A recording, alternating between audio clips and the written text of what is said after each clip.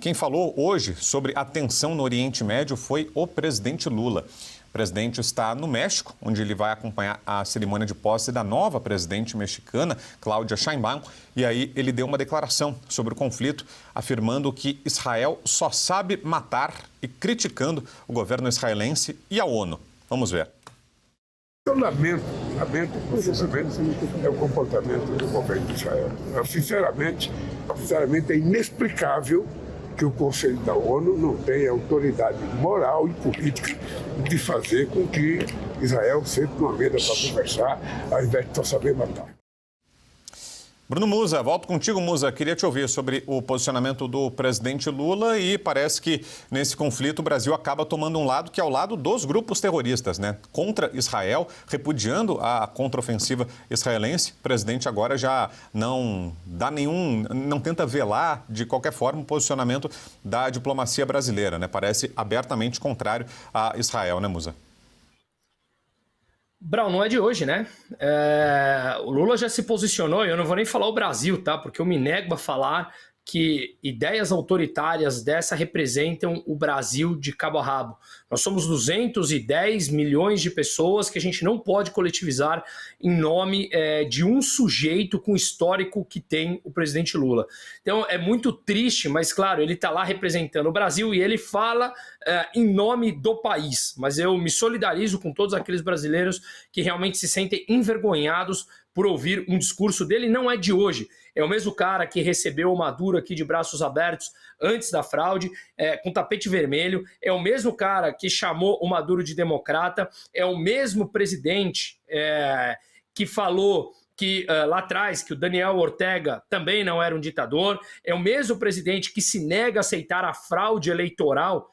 Só o seu pupilo Boulos agora aqui resolveu falar com muita dificuldade, porque viu que a coisa está ficando complicada. Ou seja, a ideologia deles, Brown, é realmente muito clara. Eles se alinham a partidos autoritários. E a gente não deve ter memória curta não, gente. Vamos lá. Quantos bilhões foram enviados para países autoritários ao longo do Lula 1 e do Lula 2? Nós financiamos Porto em Cuba. Nós financiamos a Venezuela. O governo agora que permitiu os irmãos batistas voltarem, compram energia mais cara da Venezuela para servir a Roraima, como a gente já noticiou aqui em tantas ocasiões. Ele é o mesmo que mandou dinheiro para países autoritários lá na África. Ou seja, não é de hoje. É o mesmo que financiou comprando títulos podres da Venezuela pelo BNDES e também do então governo kirchnerista na Argentina. Então, não devemos nos surpreender com o que está acontecendo. Indignar, sim, mas nos surpreender, a gente tem que aprender a combater isso. Ele sempre foi isso. Agora está claro.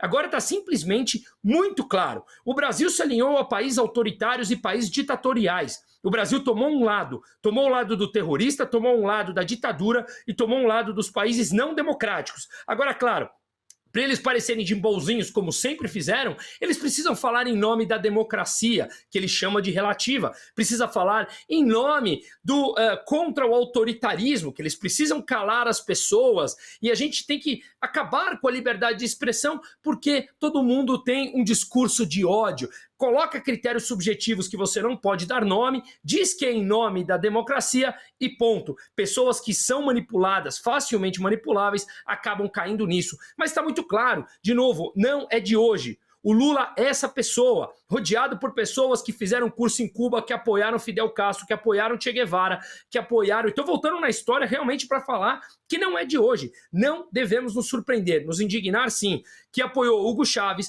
que apoiou Maduro, que apoiou Ortega e todos os outros que eu falei agora em tempos recentes. Portanto, esse é o Lula de sempre, esse é o PT de sempre, que infelizmente trouxeram de volta ao governo brasileiro, que faz com que nós passemos essa vergonha absoluta como um país importante no mundo que devemos ouvir esse discurso que chega a dar uma tristeza profunda com tamanha disfarçatez que esse pessoal tem. E claro, se fazem de bonzinhos, mas não tem o menor coração com o que está acontecendo no país, defendendo terroristas abertamente.